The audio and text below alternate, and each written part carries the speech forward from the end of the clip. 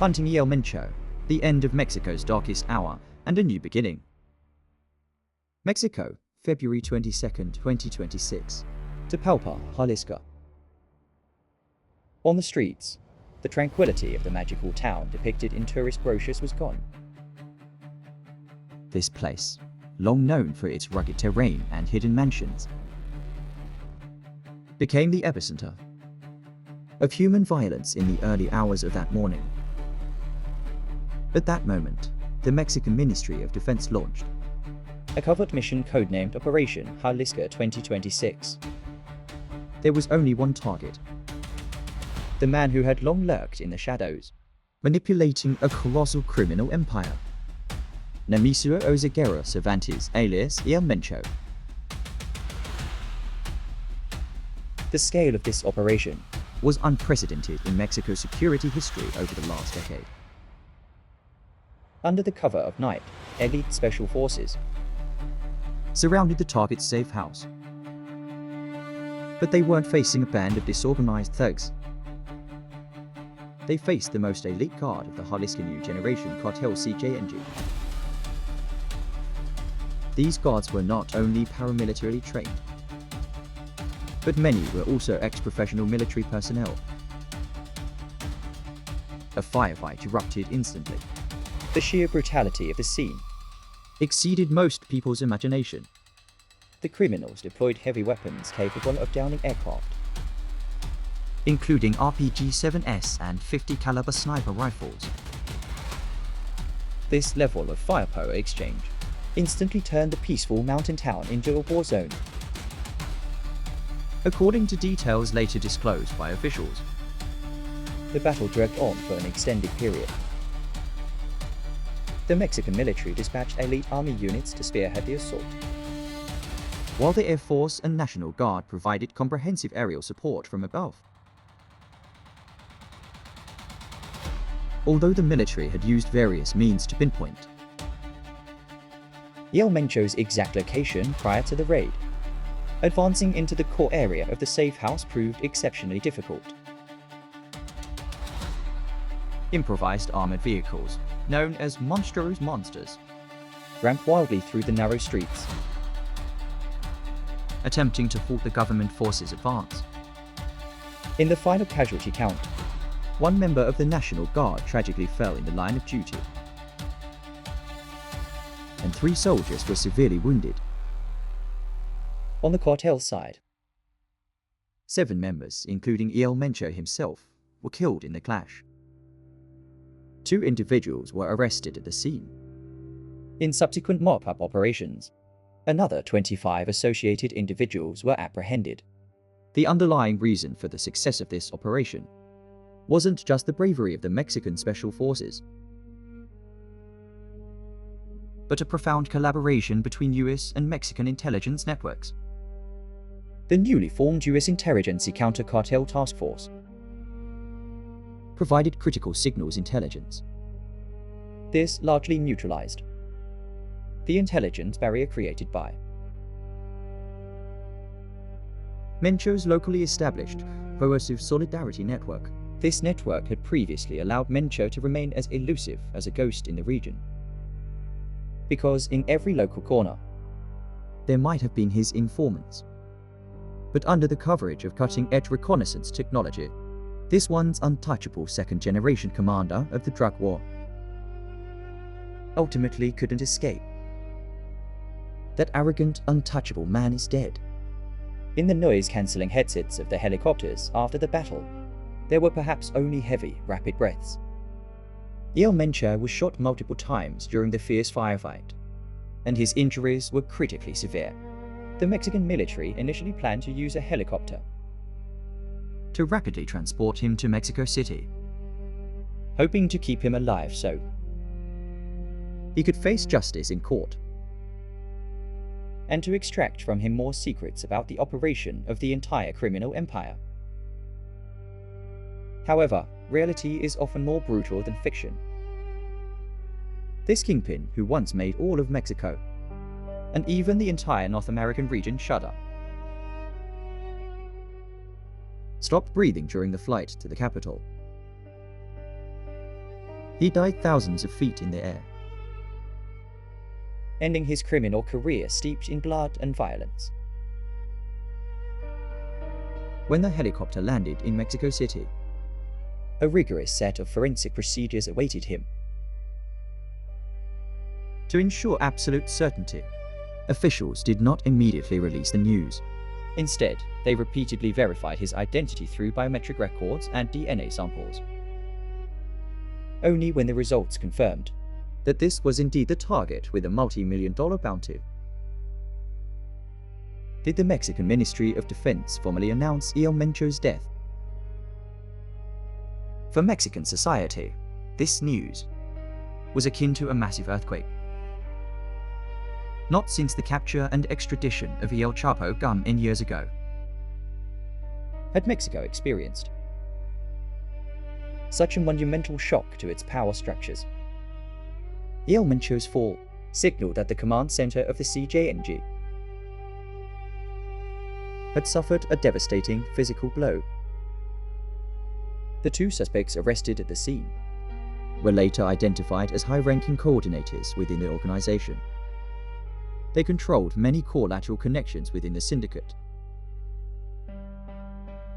This strike didn't just eliminate a leader, it severed the neural pathways between the brain and the limbs of the entire criminal empire.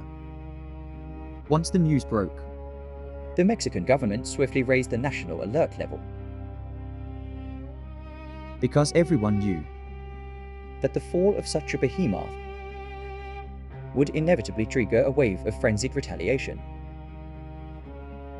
This premonition quickly turned into reality. As the news of his death spread across the internet, retaliatory violence erupted sequentially across 15 Mexican states. This behavior, known as the logic of resistance, was actually the cartel demonstrating to the outside world that they still possessed formidable mobilization capabilities. Even without their supreme commander, they still had the power to paralyze the entire country. For the upcoming 2026 World Cup, this operation undeniably cast a dark shadow over security assurances, especially since Guadalajara, one of the host cities, is the very core territory of the CJNG. Within hours of El Mencho's death, torched vehicles and roadblocks began appearing on the city's streets.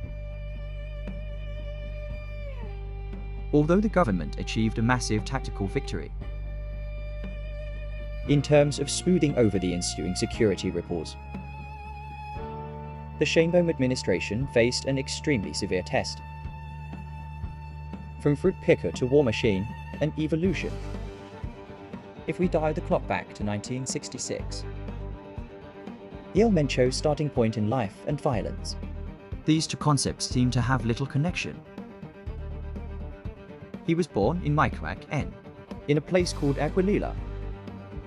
It was a place filled with children from impoverished families, and Mencho was one of them. To make a living, he started picking avocados in the orchards from a young age. Unable to afford schooling, he dropped out by the 5th grade. At that time, El Mencho was just a member of the underclass in Mexico's vast agricultural sector. But clearly, he was not resigned, scraping a living from the dirt his whole life. In the 1980s, like many peers seeking to change their destiny, El Mencho chose to illegally emigrate to California in the United States. In the complex social environment of the San Francisco Bay Area, he quickly found a faster way to make money, getting involved in the local black market trade. 1992 marked his first major downfall. For distributing heroin alongside his brother, he was arrested by US police and subsequently sentenced to 3 years in prison. This conviction in a Northern California federal court was for him more like advanced studies at the University of the Streets. He learned how to survive in the crevices of the law. and witnessed the suffocatingly high profits of the drug trade. After being deported back to Mexico in 1997, Mencho made a choice that seems highly ironic today. He briefly joined the police force in Jalisco. Although this career as a cop was short-lived, it gave him an insider's perspective that ordinary criminals could never attain. He began to understand the government's law enforcement procedures and saw through the networks of corruption intertwined within the bureaucracy. He knew exactly when the police would deploy, and he knew which areas were blind spots for law enforcement. Armed with this insight into the system, he turned around and joined the Monstruos cartel.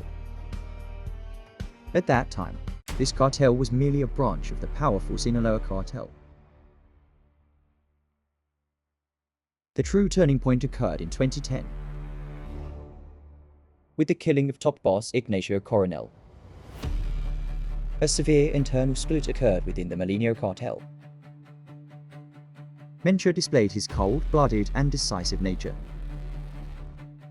He led a faction known as Los Torcidos, the Twisted Ones, fought his way out of the brutal infighting, and ultimately evolved it into what we know today as the Jalisco New Generation Cartel CJNG. Under Mencho's leadership, this organization exhibited a characteristic unseen in all previous drug cartels: extreme militarization. He was no longer satisfied with disorganized smuggling. Instead, he built the organization into a war machine, complete with independent armored vehicle factories and the large-scale use of suicide drones and landmines. In the propaganda videos they release, you can see their members wearing high-end tactical vests, wielding military-grade weapons, looking virtually indistinguishable from a regular army. This industrialized violence allowed Mencho, in just over a decade, to go from a poor avocado picker to a shadow commander giving headaches to the entire Americas. Mencho is gone now, but the empire he left behind is far more complex than his individual life. Not only did he expand the business into fentanyl, meth, and human smuggling, he even extended his tentacles into the legal agricultural sector, extracting profit by extorting avocado and lemon producers. This diversified illicit business model means his fall will not cause the entire empire to disintegrate immediately. On the contrary, it will likely plunge the lieutenants controlling different business sectors into an even bloodier war for power.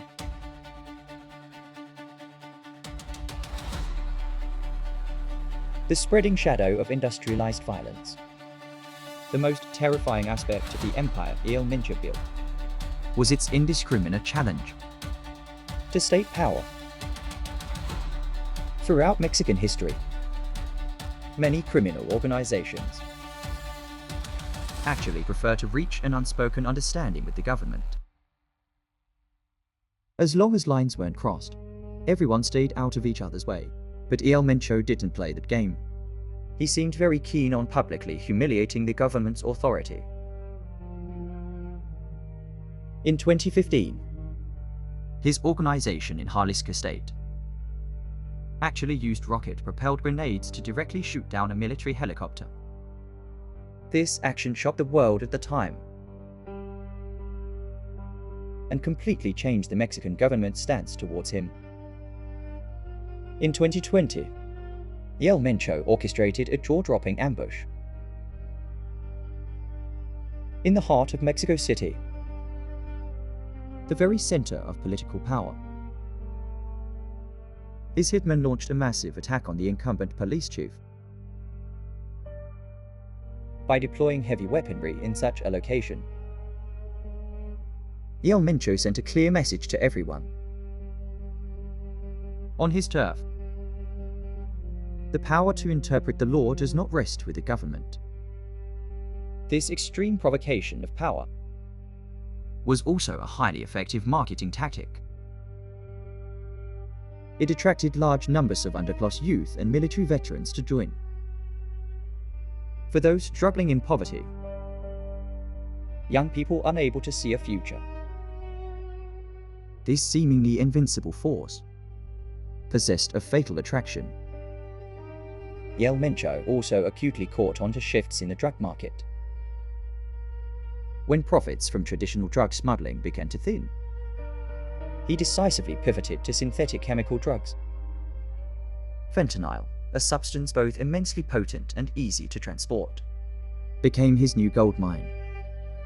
Through complex supply chains, he funneled this lethal powder ceaselessly into the United States. This transformation in business strategy gave him incredibly abundant cash flow,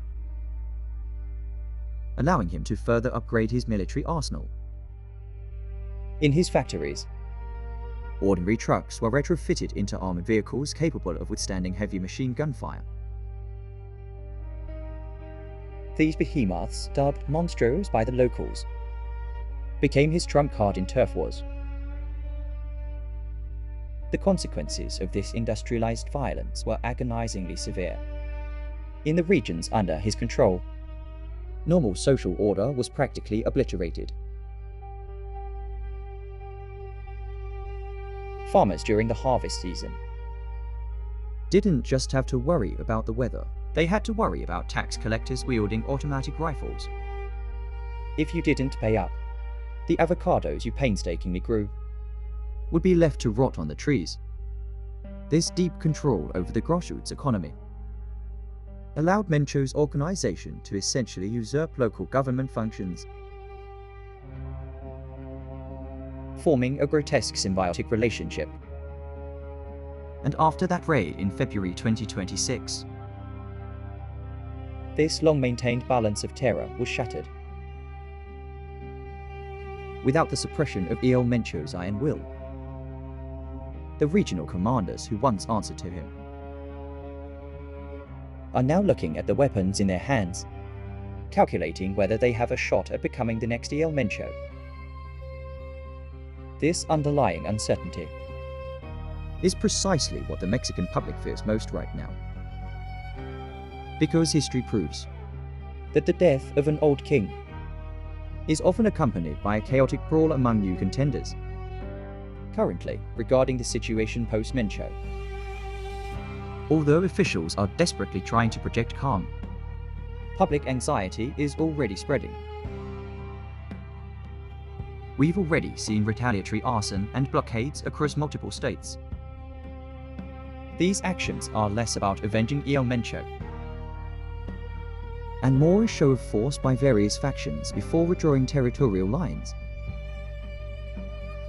At a critical juncture like this, even the slightest friction could escalate into a nationwide conflagration. Black Sunday's nationwide fury. The Sunday following El Mencho's death was dubbed by many Mexicans as Black Sunday. Just when you thought the fall of the top boss would put an end to the violence, reality poured a bucket of cold water on everyone. Within mere hours of the confirmation of El Mencho's death, all of Mexico plunged into a frenzy that security experts termed the logic of resistance. This wasn't some aimless street riot, but a premeditated, organized, and highly destructive paramilitary response. According to later official statistics, on that single day, a staggering 252 organized roadblock incidents were reported across Mexico. Chaos on this scale was fundamentally the criminal syndicate declaring war on the government. It was also a demonstration to restless rivals that even without their commander, they still had the capability to bring the entire country to a standstill.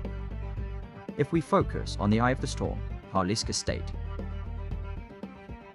the situation there can only be described as catastrophic. In this state alone, 65 severe roadblocks occurred,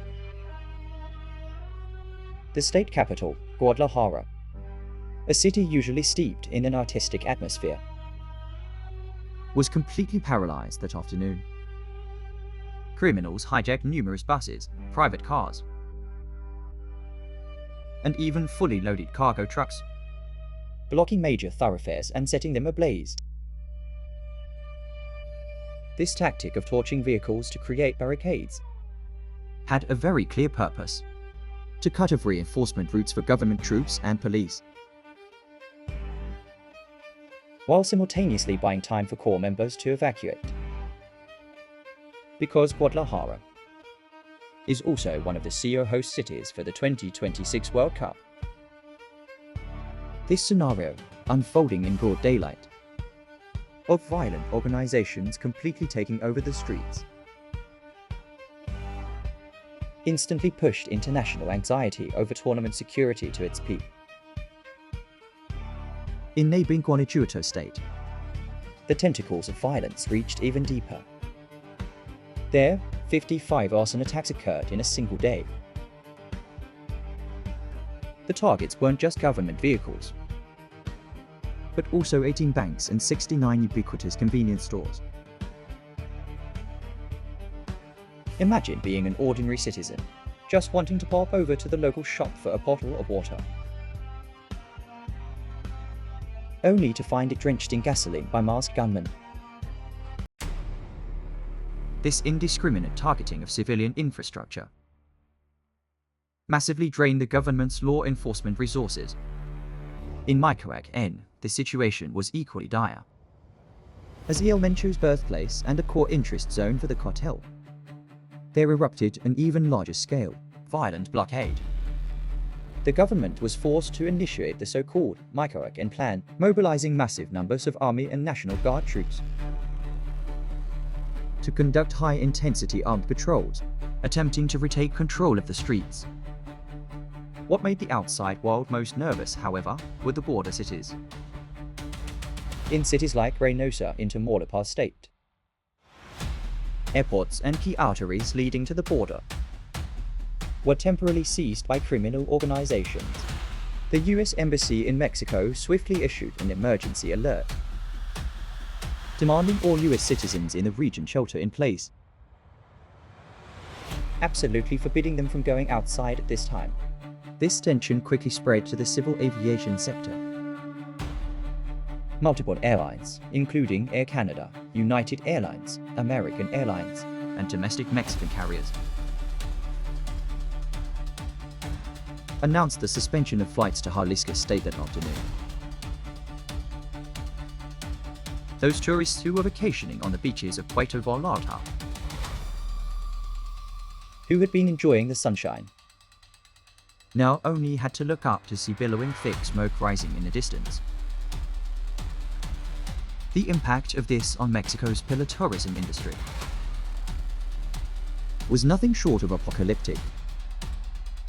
Although President Sheinbaum repeatedly appealed for calm on social platforms,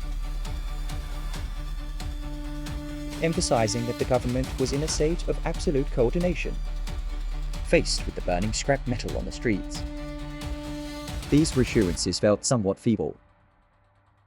The silent pact on the border. The success of this operation, in fact, relied heavily on a newly formed paradigm of cooperation between the US and Mexico. If you look closely at the details of that day, you will notice that the Mexican Special Forces demonstrated unprecedented precision. Behind this stood a highly secretive agency, the Interagency Counter-Cartel Task Force, led by US Northern Command and headquartered in Tucson, Arizona. The code name for this agency is JITF-CC. Its establishment signified that the US approach to dealing with Mexican drug cartels had completely abandoned the traditional anti-narcotics mindset, pivoting to a highly hardcore counter-terrorism playbook. Simply put, they took the methods previously used to fight Al-Qaeda in Iraq and Afghanistan and applied them against El Mencho and his subordinates. The head of JITF-CC is a brigadier general. He has mentioned a core philosophy in many private settings. He believes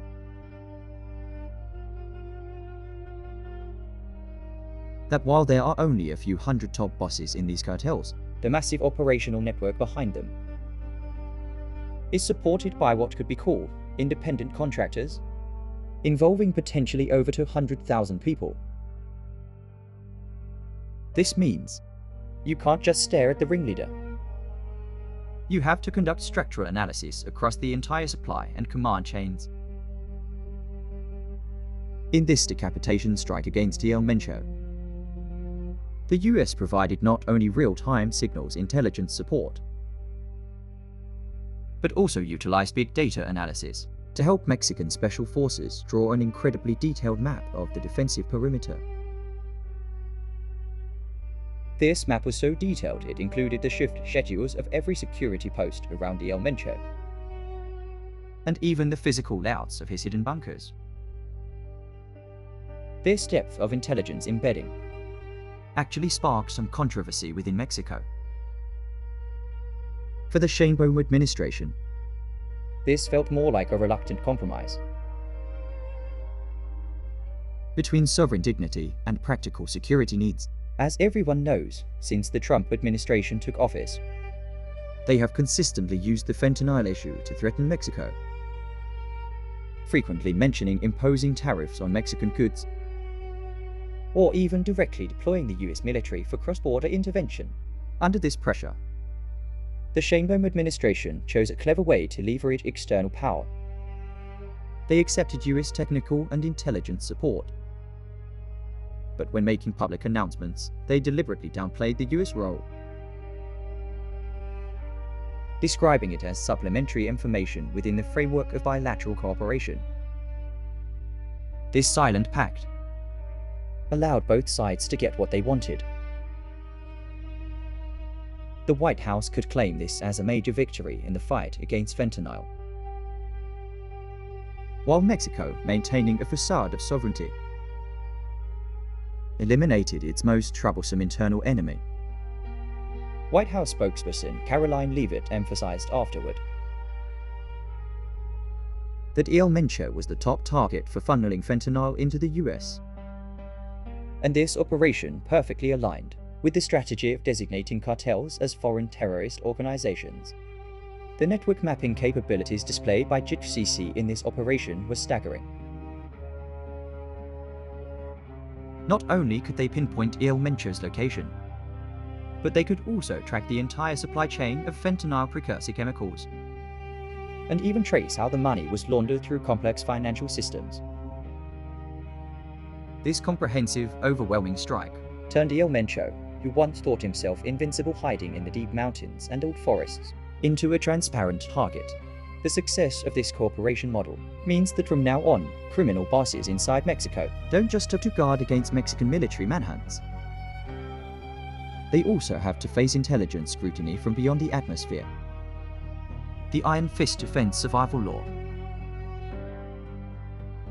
Speaking of the Sheinbaum administration's attitude on this matter, you'll notice a very distinct difference from her predecessor. Previously, the slogan we often heard was "Hacks, not bullets." That strategy leaned more towards eradicating the breeding ground for crime by improving livelihoods and reducing poverty, while morally unassailable. In the face of brutal, violent reality, its effectiveness was indeed limited.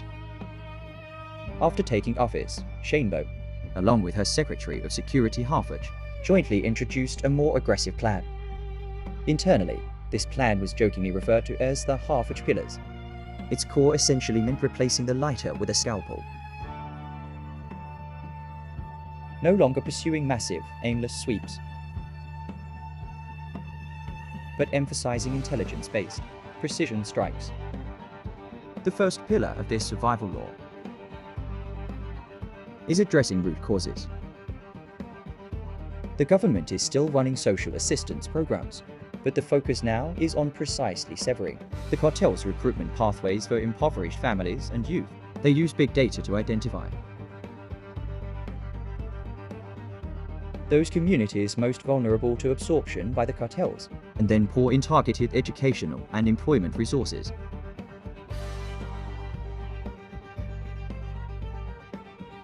The second pillar, and the most controversial, is fully integrating the National Guard into the Ministry of Defense. This move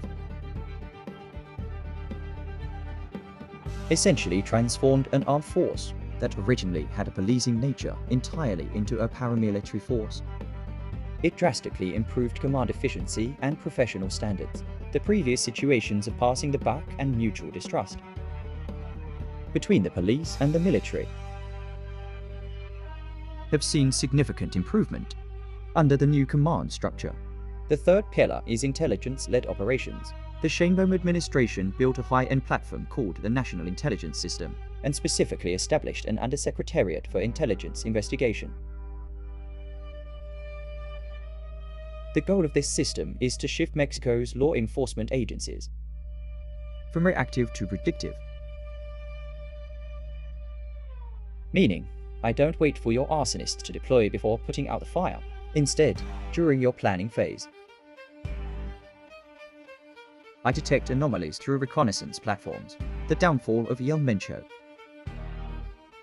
was the first large-scale combat test of this predictive reconnaissance system. The fourth pillar is high-level coordination. Mexico has now established a security cabinet, which synchronizes information in real time with state governments and international partners daily. This linkage mechanism ensures that in the face of sudden national chaos like Black Sunday, the central government can react swiftly, rather than fighting isolated battles as before. Although this iron fist defense strategy achieved a major victory in the short term, many geopolitical analysts have also raised warnings. Historical experience repeatedly tells us that such decapitation strikes often led to organizational fragmentation, with the death of a strongman like El Mencho. This behemoth, the Jalisco New Generation Cartel, is highly likely to splinter into countless smaller, more brutal, and more uncontrollable factions. The leaders of these sub-factions, to prove their leadership, or to vie for turf, will often launch more frequent and more random acts of violence. For the Sheinbaum administration, the real challenge has only just begun. Eliminating one El Mencho might only require one successful ambush, but how to prevent Mexico from sinking into deeper warlord-style warfare during the disintegration of this criminal empire is the crux that will truly test her political wisdom. Who will sit in the bloodstained chair? Although El Mencho's breathing has stopped, what he left behind is a sprawling criminal empire, worth billions of dollars, with operations spanning the globe. In Mexico, the fall of such a top-tier drug lord usually does not bring peace. Instead, it opens a crazier Pandora's box. Because El Mencho long exercised a highly oppressive dictatorial rule, he did not establish a recognized mature succession system, like some older organizations did. This has left the current Jalisco New Generation Cartel in a power vacuum that could explode at any moment. Currently, the eyes of all security experts are dead set on a few names. First is Juan Carlos Valencia Gonzalez.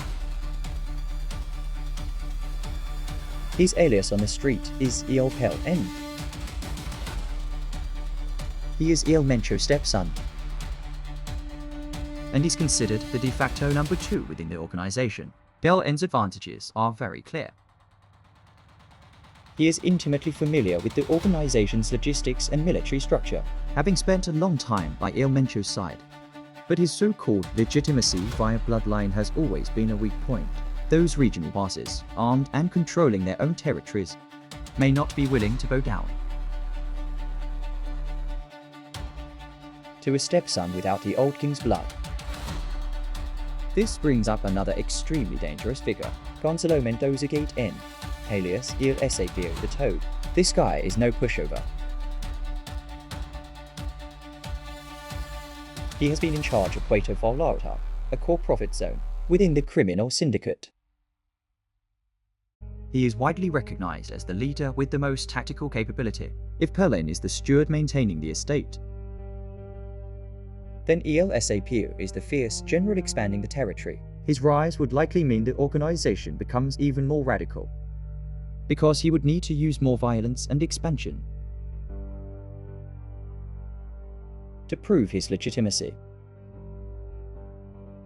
There is also Ordis Flores Silva, alias El Jardinero the Gardener. He controls critical drug trafficking routes, representing the most hardline militant faction within the organization. It is highly likely that, under the current leaderless situation, he will simply declare independence in his region, turning the once unified empire into a quagmire of warlord infighting. Of course, we cannot forget the financial backers behind the scenes, namely, the mysterious Los Cuinis family. This family is deeply bound to El Mencho through marital ties, controlling the entire organization's money laundering network and international investments. Although many members of this family are currently in prison, their financial and fiscal control remains intact. In the Mexican underworld,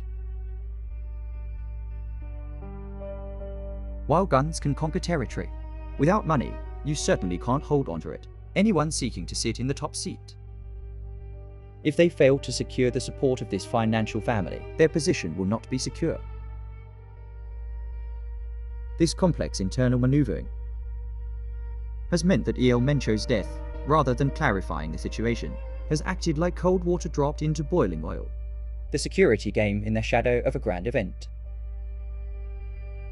Beyond the internal power struggles, El Mencho's death has also triggered massive geopolitical tremors. Let's not forget, in just a few months, the 2026 World Cup will kick off. Mexico, as a CEO host nation, originally intended to use this opportunity to showcase its modernized image to the world. But now, Guadalajara, one of the host cities, is under a code red alert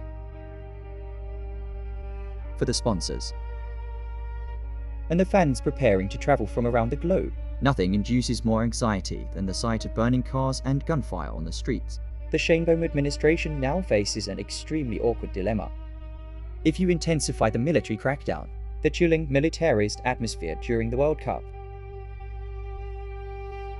will ruin the tourist experience. If you choose a softer approach, the remnants of the criminal syndicate might perpetrate even more destructive terrorist acts. On a more macro level, El Mencho's death is a heavy gift from Sheinbaum to Washington.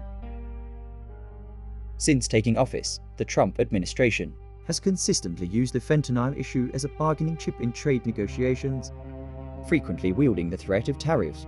This precision kill of El Mencho is actually the Mexican government sending a signal to the US that we have the capability to solve the problem without allowing the US military to cross the border directly.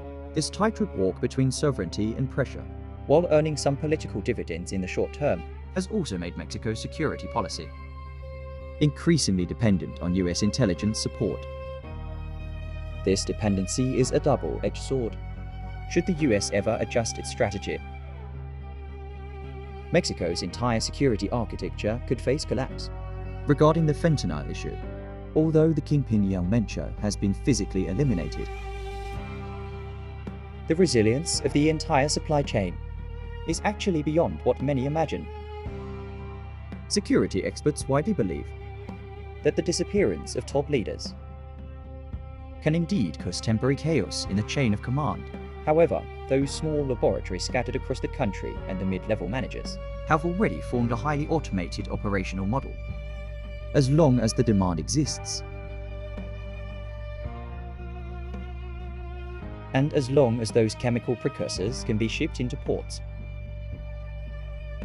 The production of fentanyl will not stop. In fact, due to organizational fragmentation, there may be an emergence of more small, workshop-style gangs, engaging in even crazier smuggling activities just to survive. This randomization of violence brought about by fragmentation might be even more terrifying for ordinary citizens than living under a single strongman's rule. Mexico today is like a powder keg with its fuse removed, but internally still highly unstable. Old rivals like the Sinaloa cartel are circling the skies like vultures, waiting to carve up the legacy left by the Jalisco New Generation Cartel. This intervention by external forces could turn the already complex internal succession issue into a multi-party free-for-all. The World Cup venues have been newly renovated, but the fog of insecurity outside the stadiums has become the country's most unpredictable variable for 2026. The silent war after the guns go quiet. The death of Nemesio Oseguera Cervantes marks the end of an old era in the Mexican drug war. But it also opens a new, even more perplexing chapter. We see that high-tech intelligence cooperation does indeed demonstrate devastating deterrent power, capable of leaving a shadow commander hiding deep in the mountains with nowhere to run. But we must also recognize that the elimination of a single leader has never truly solved the root causes of crime in Mexico. Poverty, corruption, and a culture of violence rooted in the margins of society continue to nourish the birth of the next El Mencho. For the Sheinbaum administration, winning this localized battle is only the first step. In the coming months, she must prove her ability to maintain actual control over core areas like Jalisco and Guanajuato, rather than letting them devolve into killing fields for countless small factions. This leap from a decapitation strike to long-term stability is the true test of state governance capacity. Are the gunshots heard by the people in Tapalpa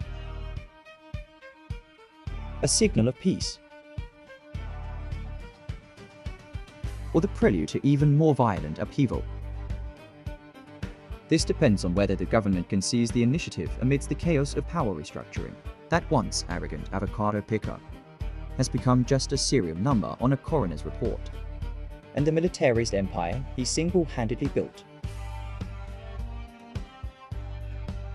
is experiencing unprecedented fracturing. Although the commander is gone,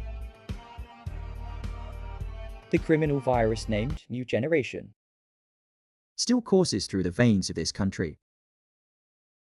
The Mexico of the future needs more than just precise intelligence and elite special forces. It needs a social reconstruction that allows its underclass youth to see life choices beyond guns and drugs. I am Da Vinci.